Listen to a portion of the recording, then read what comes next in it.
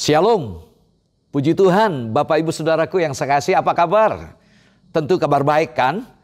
Dalam perjumpaan ibadah kita, saya mengajak Bapak Ibu Saudara untuk merenungkan tema kita tentang pengikutan kita kepada Tuhan. Karena itu judul khotbah adalah mengikut Yesus, beranikah bayar harga. Nah untuk itu mari kita satukan hati kita berdoa agar Tuhan ambil bagian dalam pemberitaan firman. Secara khusus saya yang sangat terbatas ini boleh dipakai menjadi alatnya. Dan kita semua diberkati Tuhan, baik hati dan pikiran kita tetap tertuju kepada Tuhan. Mari kita satukan hati kita datang kepada Tuhan. Bapa kami dalam sorga, sungguh kami bersyukur atas kebaikan, perhatian, dan pemeliharaan yang sudah Tuhan berikan bagi kami. Sehingga hari ini kami boleh beribadah, datang kepada Engkau dan mendengarkan firman-Mu. Pakai hamba-Mu yang sangat terbatas dan lemah ini, biarlah kuasa dan urapan-Mu bekerja di tengah-tengah keterbatasannya. Urapi juga jemaat Tuhan yang mengikuti pemberitaan firman-Mu ini. Biarlah kami betul-betul mengalami sebuah terobosan dalam motivasi kami mengikut Engkau. Hati dan pikiran kami tetap tertuju kepada Engkau. Terima kasih Bapa, kami izinkan sepenuhnya Engkau yang ambil alih waktu kami ini. Kami bersyukur dan kami berdoa dalam nama-Mu Tuhan Yesus Kristus. Haleluya. Amin. Puji Tuhan Bapak Ibu Saudaraku yang saya kasih, sebelum saya menyampaikan hal yang jadi esensi pesan Tuhan untuk kita, kita coba memikirkan kembali bagaimana pengalaman orang banyak mengikuti Tuhan Yesus. Mereka mencari Tuhan Yesus. Kalau kita melihat dalam Yohanes pasal 6, Tuhan Yesus melakukan mujizat terhadap 5.000 laki-laki, belum perempuan dan belum anak-anak. Terjadi mujizat yang luar biasa dari 2 ekor ikan dan 5 ketul roti. Bisa mengenyangkan seluruh orang banyak yang belajar. Tapi Tuhan tahu mereka sesungguhnya memiliki motivasi yang keliru terhadap Tuhan. Mereka mencari Tuhan dengan tendensi, dengan tujuan, motivasi yang salah di mata Tuhan. Sehingga Tuhan Yesus menegur. Ada baiknya saya membaca hanya 2 ayat dari Yohanes pasal 6 ini. Dalam Yohanes pasal 6 ayat 25-26. Demikian firman Tuhan. Ketika orang banyak menemukan Yesus di seberang laut itu, mereka berkata kepadanya, "Rabi, bagaimana engkau tiba di sini?" Yesus menjawab mereka, "Aku berkata kepadamu, sesungguhnya kamu mencari aku, bukan karena kamu telah melihat tanda-tanda, melainkan karena kamu telah makan roti itu dan kamu kenyang." Amin. Bapak Ibu Saudaraku yang saya kasih, pertanyaan mereka, orang-orang banyak itu tidak diperhatikan oleh Tuhan. Artinya Tuhan tidak menjawab ketika mereka mempertanyakan, kok Tuhan sudah sampai di sini?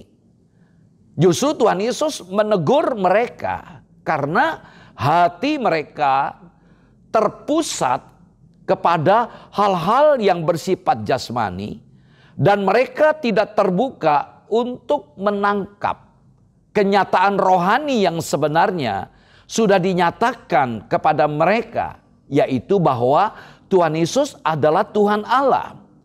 Sebenarnya mencari Yesus itu baik, tidaklah salah. Tetapi jika motivasi orang-orang itu tidak benar, mencari Yesus pun tentu tidak baik, saudara. Nah, nas ini mengundang pelajaran yang sangat penting mengenai iman. Yang paling indah adalah percaya kepada Tuhan Yesus Kristus tanpa melihat apa-apa, termasuk tanda atau mujizat. Tidak seindah itu adalah sikap percaya berdasarkan mujizat. Dan sikap itu dia perbolehkan. Tetapi sikap mencari Yesus karena suka mujizat layak dan sangat layak untuk ditegur, saudara.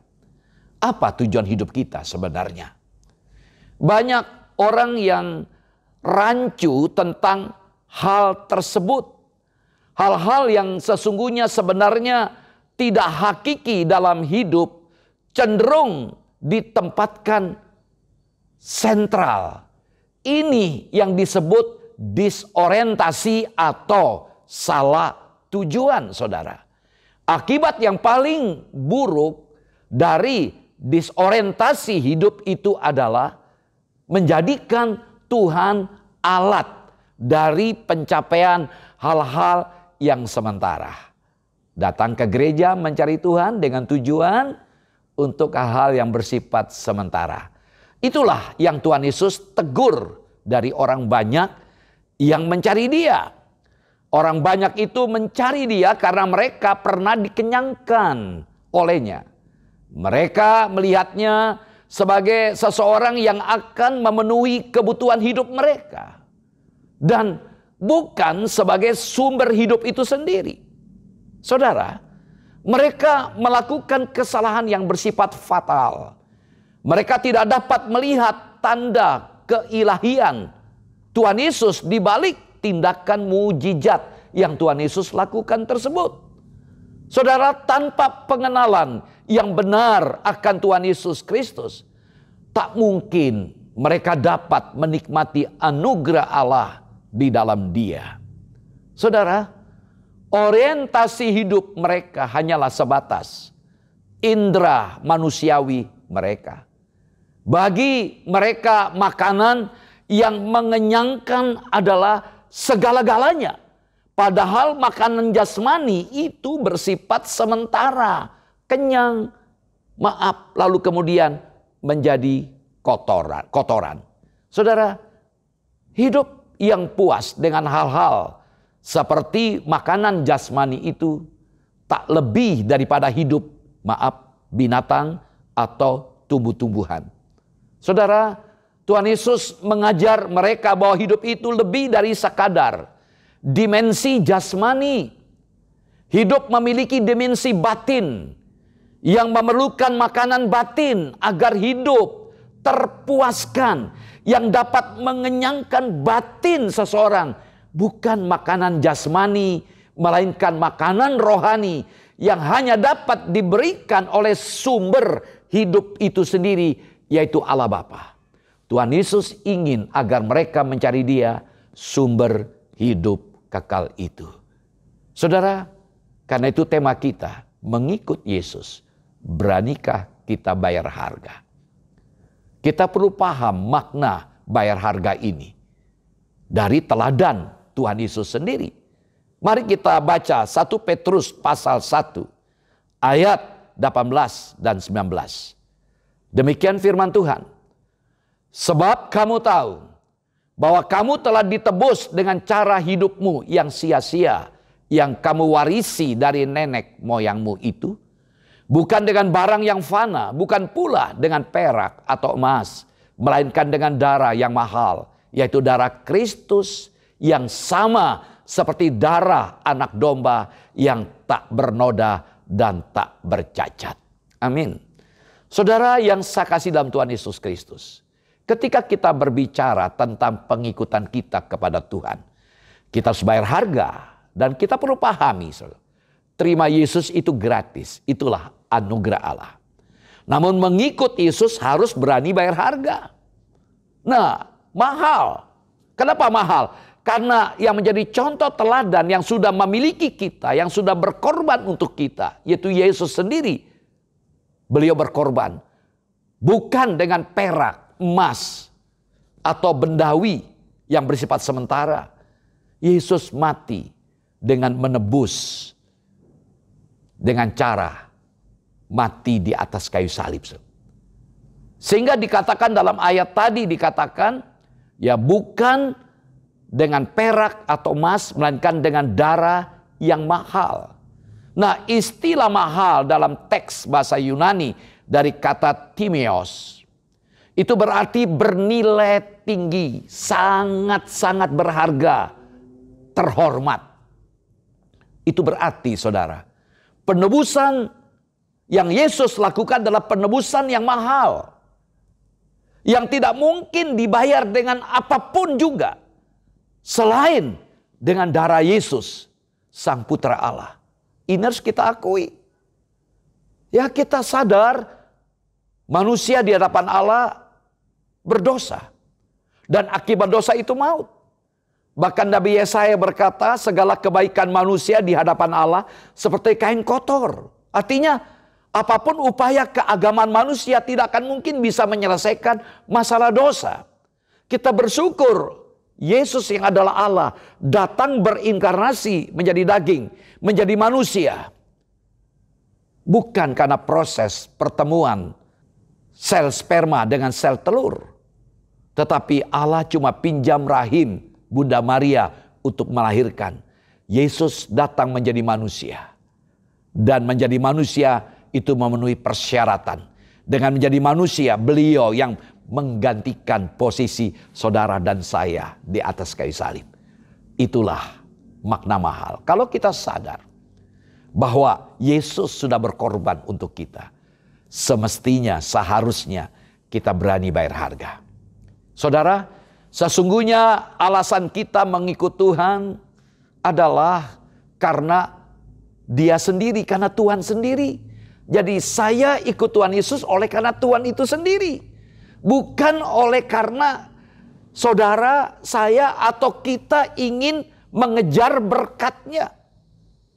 Tidak demikian. Nah, bayar harga bukan sekadar pengorbanan dan konsekuensi, tetapi berbicara mengenai keutamaan hidup kita adalah Kristus. Bagaimana kita menempatkan Kristus yang utama? Nah, saudaraku, saya bacakan ayatnya dalam Matius 16 ayat 24. Lalu Tuhan Yesus berkata kepada murid-muridnya, setiap orang yang mau mengikut aku, ia harus menyangkal dirinya, memikul salibnya, dan mengikut aku. Saudaraku, waktu itu Tuhan Yesus berbicara kepada murid-murid, sebentar lagi saya akan ditangkap. Saya akan disesah, dianiaya, disiksa, bahkan sampai mati. Pada hari ketiga saya akan bangkit. Muncullah Petrus. Dijauhkanlah daripadamu hal seperti itu. Tuhan Yesus bukan berterima kasih, malah marah. Nyala iblis. Bukan Petrus iblis. Tapi apa yang dipikirkan oleh Petrus adalah pikiran iblis. Ya saudara, dengan kata lain, kalau Yesus tidak mati di salib, maka tidak akan mungkin ada keselamatan bagi manusia. Karena semua manusia telah berbuat dosa dan telah kehilangan kemuliaan Allah. Untuk itu perlu ada sang penebus. Dengan Petrus berkata seperti itu, berarti Petrus sedang menjalankan misinya iblis yang membuat semua manusia binasa ke neraka. Sehingga Yesus berkata, nyala iblis. Nah saudara, sehingga Tuhan Yesus berkata dalam Matius 16 ayat 24. Lalu Tuhan Yesus berkata kepada murid-muridnya, setiap orang yang mau mengikut aku, ia harus menyangkal dirinya, memikul salibnya, dan mengikut aku. Perhatikan, setiap orang yang mau mengikut aku. Dari kata Yunani, dari kata opisomou. Opisomou itu bisa berarti marilah di belakangku. Artinya berjalanlah di belakangku. Jadi ketika kita mengikut Tuhan, kita izinkan Tuhan Yesus ada di depan. Dan kita mengikuti beliau di belakangnya.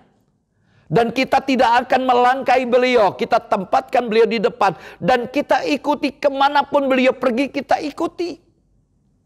Nah, barang siapa yang mau berjalan di belakang Tuhan. Yang pertama, dia harus menyangkal dirinya. Nah, menyangkal diri dari kata Yunani apamenoi. Jadi kata apamenoi itu menolak atau berkata tidak kepada diri sendiri. Artinya mengabaikan kepentingan diri. Jadi ketika kita berkata aku menyangkal diri, berarti kita berkata jangan isi hidupku dengan agenda diriku sendiri. Tetapi isilah hidupku dengan agendanya Tuhan. Menyangkal artinya persis apa yang dilakukan oleh Petrus pada saat Tuhan Yesus diadili. Dia menolak untuk mengakui bahwa dia mengenal Yesus. Yang kedua, memikul salib. Memikul salib memiliki makna sangat dalam. Memikul konsekuensi penderitaan dari penolakan apapun karena kita menempatkan kehendak Tuhan yang utama, bukan karena dosa. Dalam Lukas 9:23 ada keterangan yang menarik. Memikul salib dikatakan setiap hari, every day, setiap hari. Memikul salibnya setiap hari. Secara sukarela menerima segala tanggung jawab dan penderitaan yang ada kaitannya dengan menjadi murid Kristus. Kita harus memikul salib sampai Allah mengaruniakan kematian yang membuat kita menyongsong hidup. Jadi memikul salib bukan berarti kita panggul salib. Tidak. Yang ketiga, mengikut aku. Jadi setiap orang yang mengikut aku, opisomau, dia harus menyangkal diri, memikul salib, mengikut aku. Dan menarik kata mengikut aku dalam prasa ini. Tidak menggunakan kata opisomau. Tapi menggunakan kata akoloteite. Ini sebuah perintah yang membutuhkan, yang memerlukan tindakan yang tidak putus-putusnya. Artinya hendaklah kita terus mengikuti Tuhan Yesus. Jangan pernah berhenti. Apapun dan bagaimanapun keadaannya, kita tetap terus mengikut Tuhan. Ketika kita sudah waktunya menikah, lalu kita bingung dengan jodoh, kita tabrak sana sini. Namun ketika kita tahu dia di luar Tuhan, kita berkata tidak, kita menolak. Itu konsekuensi dari mengikut Tuhan. Saudara, setiap murid Tuhan harus seperti Tuhan Yesus yang mengalami berbagai penderitaan oleh karena kesetiaannya kepada kehendaknya. Walau seringkali bertentangan dengan keinginan pribadi kita masing-masing. Kita tidak hanya harus berani mengakui bahwa Tuhan Yesus adalah Mesias yang mati tersalib, tapi juga harus siap, sedia memikul salib itu kembali, mengenal dan mengikut Yesus secara pribadi, lebih dari sekadar menyetujui pandangan-pandangan dan ajaran-ajaran tentang Tuhan Yesus. Jadi tidak ada artinya kita tahu banyak tentang teologi, tentang ajaran, kalau kita tidak mengikut Tuhan dengan sepenuhnya, dengan tanda tadi menyangkal diri, memikul salib, dan mengikut Tuhan. Nah, dari pembahasan ini saudaraku, ada 3 hal yang menarik yang perlu kita pikirkan bersama, bagaimana respon ketika Tuhan Yesus memanggil calon-calon murid untuk mengikut dia. Yang pertama kita belajar, mengikut Yesus adalah urusan yang lebih penting dari urusan yang paling penting. Ya, kita tahu ada sesuatu yang kita prioritaskan. Kita anggap itu sesuatu yang penting. Tapi mengikut Tuhan itu jauh lebih penting dari apa yang kita pentingkan. Nah, mari kita lihat dalam Matius pasal 8 ayat 22. Demikian firman Tuhan. Tetapi Yesus berkata kepadanya, ikutlah aku. Dan biarlah orang-orang mati menguburkan orang-orang mati mereka. Lalu dalam Lukas pasal 9 ayat yang ke-60. Demikian firman Tuhan. Tetapi Yesus berkata kepadanya, biarlah orang mati menguburkan orang mati. Tetapi engkau pergilah dan beritakanlah kerajaan Allah di mana-mana. Ketika kita membaca ayat ini, biarlah orang mati menguburkan orang mati. Yesus memanggil mereka, mereka berkata, kami minta izin dulu. Ya, untuk menguburkan ayah kami.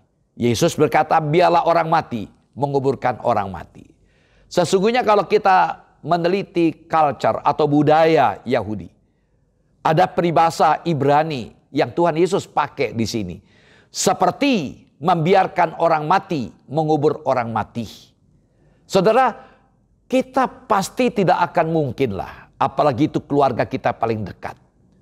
Kita harus pasti ikut terlibat untuk menguburkan keluarga kita yang meninggal. Jadi ungkapan seperti membiarkan orang mati, menguburkan orang mati, itu merupakan perbuatan yang sangat tidak bertanggung jawab. Jadi kalau ada keluarga kita yang meninggal, otomatis kita akan tinggalkan semua pekerjaan kita. Kita tinggalkan semua kesibukan kita demi untuk berkumpul dengan keluarga untuk melepaskan keluarga kita yang kita tinggalkan. Itu sesuatu yang penting, merupakan tanggung jawab. Tapi Tuhan ingin menyampaikan kepada kita lewat pesan ini. Mengikut Yesus tidak boleh dianggap sepele. Sebab mengikut Tuhan Yesus adalah perbuatan yang berada di atas perbuatan-perbuatan yang paling penting. Tuhan Yesus tidak mengajar pada kita untuk mengabaikan keluarga yang berduka. Tapi lewat pernyataan tersebut beliau ingin menyampaikan ada hal yang lebih penting, yaitu pengikutan kita kepada Tuhan. Nah, yang kedua, saudaraku, mengikut Yesus bukan perbuatan yang bisa dilakukan dengan separuh hati atau setengah hati. Saya bacakan Lukas 9 ayat 62. Tetapi Tuhan Yesus berkata, setiap orang yang siap membajak tetapi menoleh ke belakang tidak layak untuk kerajaan Allah. Setiap orang yang siap untuk membajak tetapi menoleh ke belakang tidak layak untuk kerajaan Allah. Ini ungkapan peribahasa Ibrani juga. Artinya seperti orang membajak dan menoleh ke belakang. Ungkapan ini mengajar kepada kita melakukan sesuatu dengan tidak sepenuh hati. Jadi Tuhan Yesus ingin mengajar kepada kita. Seperti orang yang sedang membajak. Ada 2 ekor sapi atau 2 ekor kerbau. Dia kendalikan alat pembajak itu. Dan dia tidak akan menoleh ke belakang. Kalau dia menoleh bisa menggak-menggok. Dia akan tetap menarik garis lurus untuk mengolah tanah itu. Nah, saudaraku, jadi Tuhan ingin dalam pengikutan kita kepada Tuhan, lakukanlah dengan sepenuh hati. Saudara, aku akan mengikuti Engkau, Tuhan. Tapi izinkanlah aku pamitan dahulu dengan keluargaku, kata mereka. Yesus berkata, mengikut Tuhan Yesus bukan perbuatan yang bisa dilakukan dengan setengah-setengah, tapi dilakukan dengan kesungguhan hati. Jadi dengan sepenuh hati. Yang ketiga, mengikut Tuhan Yesus membutuhkan komitmen yang sangat tinggi. Dikatakan dalam Matius 10 ayat 37. Barang siapa mengasihi bapa atau ibunya lebih daripadaku, ia tidak layak bagiku. Dan barang siapa mengasihi anaknya laki-laki atau perempuan lebih daripadaku, ia tak layak bagiku. Dalam Lukas 14 ayat 26 dikatakan, jikalau seorang datang kepadaku dan ia tidak membenci bapaknya, ibunya, istrinya, anaknya, saudaranya, laki-laki atau perempuan, bahkan nyawanya sendiri, ia tak dapat menjadi muridku. Saudaraku, budaya Yahudi bersifat komunal. Ketika kita membaca ayat ini, Tuhan Yesus tidak mengajar kepada kita untuk membenci orang tua kita, pasangan hidup kita, anak kita, orang tua kita, termasuk nyawa kita. Karena Tuhan Yesus sangat menjunjung kehidupan komunal, kehidupan keluarga, termasuk masalah nyawa. Tuhan Yesus mengajar pada kita, kita belajar mengasihi orang lain sebagaimana kita mengasihi diri kita. Jadi kita melihat apa yang dimaksudkan oleh Tuhan Yesus di sini. Saudara, ketika kita membaca ayat ini, kita perlu memahami budaya Yahudi yang bersifat komunal dan menjunjung tinggi kuatnya pertalian keluarga atau kekerabatan. Nah, kita melihat dalam Yohanes 19 ayat 26-27 ketika Tuhan Yesus di atas kayu salib, dia menyerahkan ibunya Ibu Maria kepada Yohanes. Kita melihat dalam kitab Rut ketika Ibu Naomi mengadakan perpisahan dengan Rut dan Orpa. Dan Ibu Naomi katakan, aku sudah tua. Kalau toh aku menikah, kamu nggak mungkin menunggu anak. Dan aku tidak mungkin punya anak. Jadi berdasarkan itu, Naomi minta kalian pulanglah ke negeri kalian. Kalau kita melihat Kejadian 38 ayat 8 sampai 11, ketika suami Tamar meninggal, digantikan oleh adik suaminya, yaitu Onan. Onan meninggal, lalu ayahnya Bapak Yehuda berkata pada Tamar, kamu tunggu waktunya. Setelah adik besar, kau bisa menikah dengan dia. Nah, kita melihat di sini kekuatan keluarga begitu kuat. Jadi ketika Tuhan Yesus berbicara bahwa kita diminta, dikatakan ada kesan, ya mengasihi bapak, ibu, saudara kita lebih begitu.